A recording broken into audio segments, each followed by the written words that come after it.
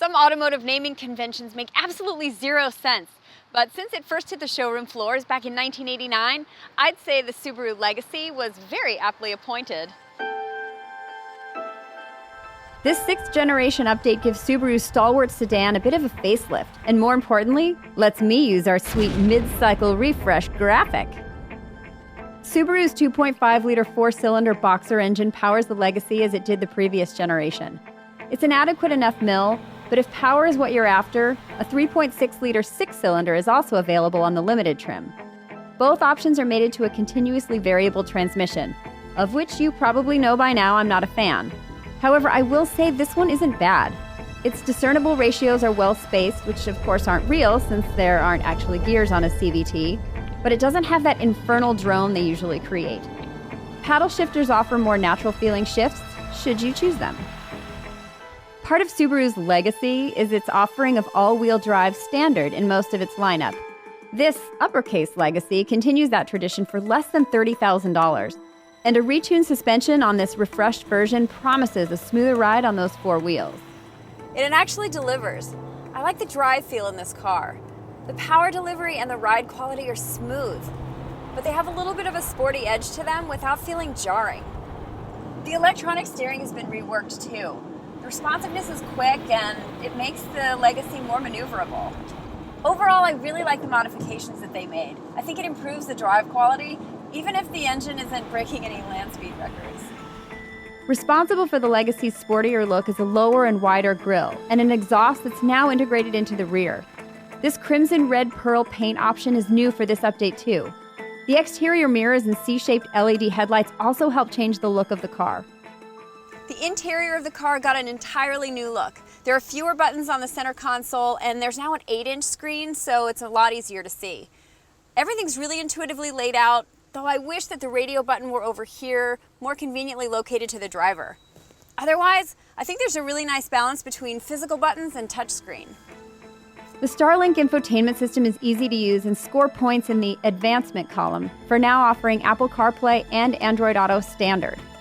Interior materials aren't top of the line, but they look more expensive than they are. The upper door panels are soft cloth, which is nice, but there's some hard plastic covering most other surfaces.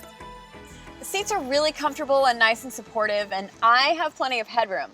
But personally, I sit a little lower in a seat. Anyone who sits a little bit higher up or is a bit taller than me, they might run into a problem.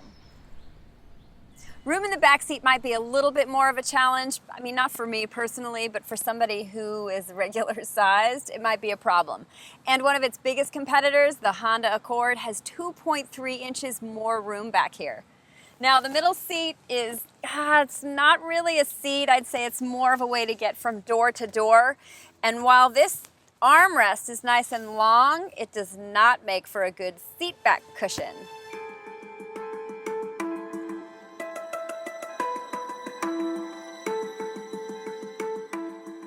As expected, given Subaru's safety history, crash test ratings on the Legacy are excellent. To help avoid accidents altogether, EyeSight Driver Assist is optional across all trims, except the base model, and includes safety features like blind spot detection with lane change assist, adaptive cruise control, forward collision, and, for the first time, rear automatic braking, which is exactly what it sounds like, and will stop the car automatically in reverse if there's something in its way. Fuel economy for the higher volume 2.5-liter engine comes in at the low end of its fairly brutal competitive set, with 25 miles in the city and 34 highway. The Chevy Malibu, Nissan Altima, and perennial all-stars, the Honda Accord and Toyota Camry, all do better at the pump. But remember, those guys are front-wheel drive only models, so it's not for nothing. It's really not for nothing, as the starting price on the 2.5i base model is around $23,000 with destination charges.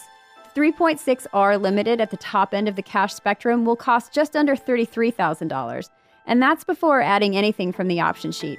We'd say the sweet spot here is the 2.5i Sport trim we're driving. Add the EyeSight package and it slides in just over $29,000, which sounds about right for this sedan.